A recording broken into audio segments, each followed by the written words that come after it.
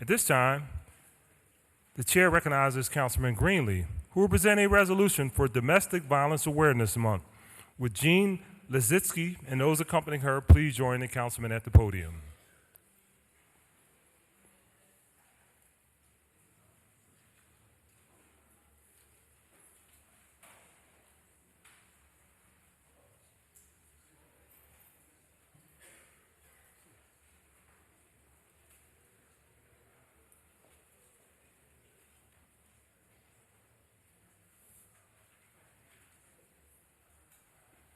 And joining Councilman Greenlee, we have Councilwoman Blondo Reynolds Brown, Councilman Johnson, Councilman Jones.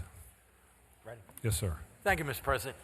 You know, in a perfect world, we wouldn't have to do this every year because the issue of domestic violence would have faded. But unfortunately, as we know, in our city and in our nation, in our world, it is still a scourge that we have to certainly keep people aware of, and also congratulate those people who are out there 24/7 dealing with this important issue.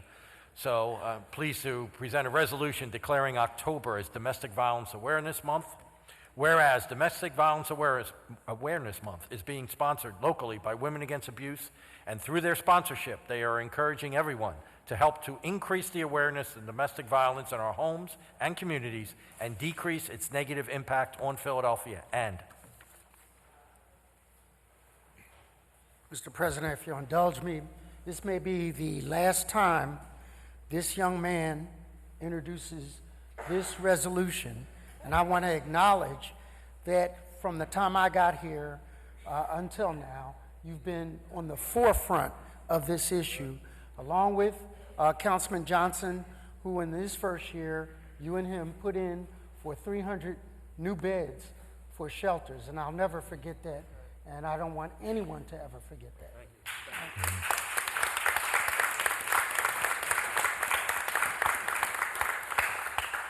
Whereas each year, Philadelphia police departments respond to more than 100,000 domestic-related calls, and domestic violence is not just a local problem, but a national issue, where every minute, 24 people are victimized by physical violence, rape, and stalking by an intimate partner in the United States.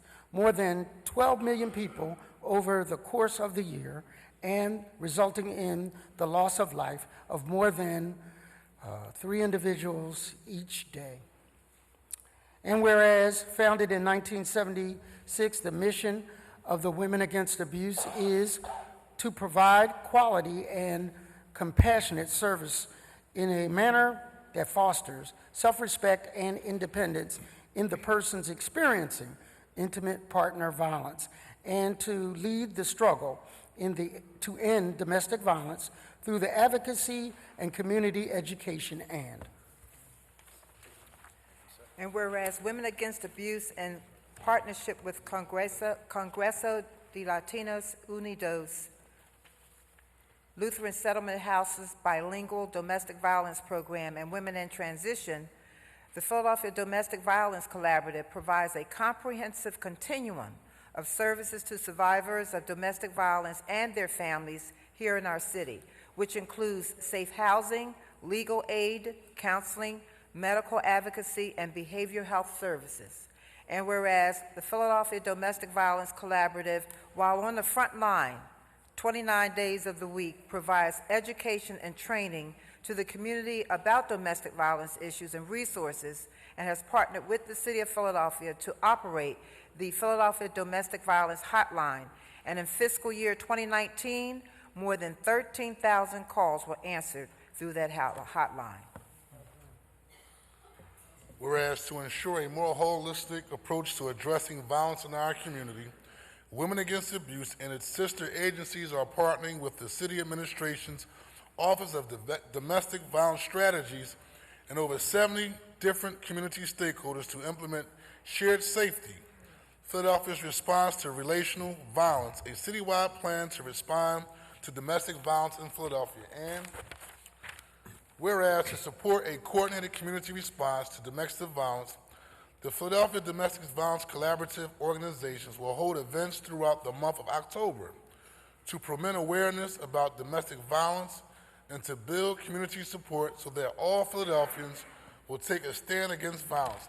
Now, therefore, be it Resolved that the Council of the City of Philadelphia declares and recognizes October as Domestic Violence Awareness Month. Further resolved that an engrossed copy of this resolution be presented to representatives of Women Against Abuse as a sincere expression of City Council's gratitude, appreciation, and commendation for raising the public's awareness regarding domestic violence. Everyone, thank you for everything you do every day. Thank you. And the chair recognizes Ms. Lazitsky for remarks. Thank you, council members Greenlee, Reynolds, Brown, Jones, Green, all of the members here today. We're honored to be here again with you to proclaim October as Domestic Violence Awareness Month in Philadelphia. As the executive director of Women Against Abuse, I'm grateful for this moment with our sister agencies, Lutheran Settlement House, Congresso, and Women in Transition, and with all of you. Because while Domestic Violence Awareness Month marks another year in our progress in Philadelphia's response, it's also a time to reflect and prepare for the work that remains ahead of us. Last year, Council lost a dear friend and colleague in Linda Rios. Her death sent shockwaves through this body and through our community. It seemed impossible that such a supportive and respected colleague could experience the unthinkable.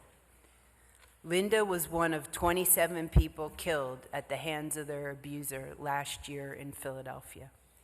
The truth is, domestic violence is happening all around us, all the time, right under our noses, and to more people than we can imagine. It's 1 in 4 women, 1 in 10 men, 44% of lesbians, a quarter of gay men, more than half of transgender individuals, 1 in 3 young girls. Think about the number of people in this room and do the simple math. Then add in all the children that are witnesses and also often abused directly. These are not small numbers. And these are our colleagues, our friends, our family members, and maybe ourselves. Each year as a community, we designate this month to remember and honor those who are experiencing domestic violence and to generate awareness of the impact of the epidemic of this on our community. We use this opportunity to raise our voices against violence because sometimes those we're fighting for cannot. It's time to reinvigorate ourselves to take action. It's also a time for reflection, and I challenge you with the same question that I've been challenging myself with lately, and that is, what have you done over this past year since domestic violence hit so close to home for this body, and what will you do next year? It's not enough to honor the legacy of those who have passed.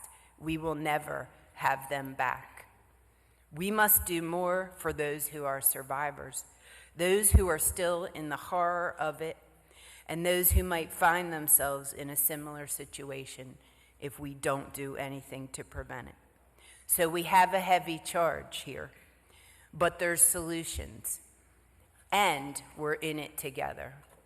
We can teach young people about healthy relationships and what they look like.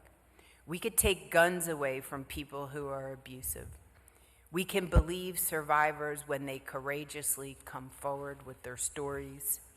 And we can make sure that all conversations about violence prevention in our city include conversations about domestic violence, because we will never stop street violence if we don't address original violence, violence in the home where it's learned. We can do more and we can do better, and we must, for Linda and for many, many others, for the very health of our community. I challenge all of us, be the advocates, be the champions, be the voices, and be the change. Thank you very much.